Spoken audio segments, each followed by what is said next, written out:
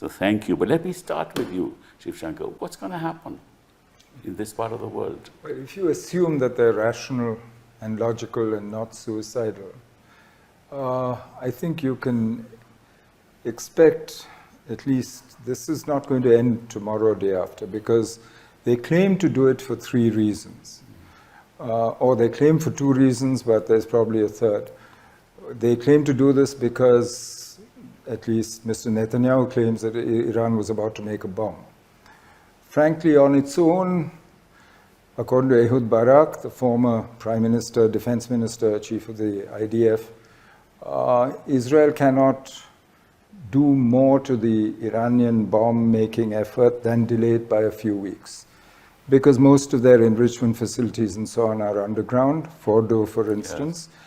If the Americans have the capability to hit those underground sites, but that would delay Iran by a few years, maybe. And so I'm not sure that that's really the goal. So it seems to me more likely that the real goal is regime change in Iran, to topple the government. Is that likely? It's possible, but you never know what's going to come, even if they do achieve it. Right. There's no guarantee. You look at Iraq, and I think the results are totally unpredictable. That's they managed to topple the regime.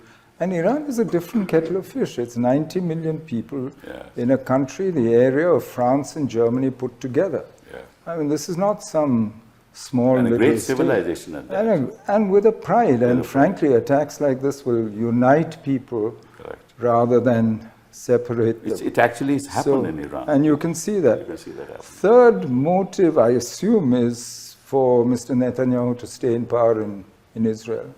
That I think he might achieve.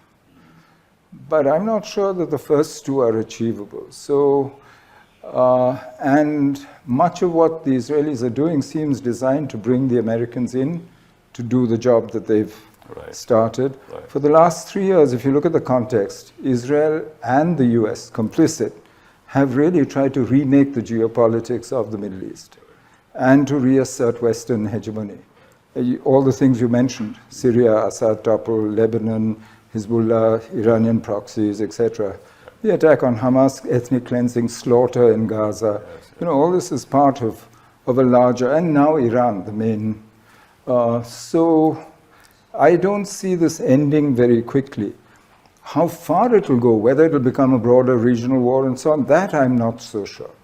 The Americans have so far not directly got into it. And, well, you can't be more direct than you shoot down Iranian missiles. You have, there are 70,000 Americans in Israel. Right. There are American troops manning Patriot batteries and so on, which are part of Israel's defense against the Iranians. There's no way that the Israelis could have done what they do without going through airspace, refueling, various kinds, the intelligence, for instance. I mean, the Americans are part of this already.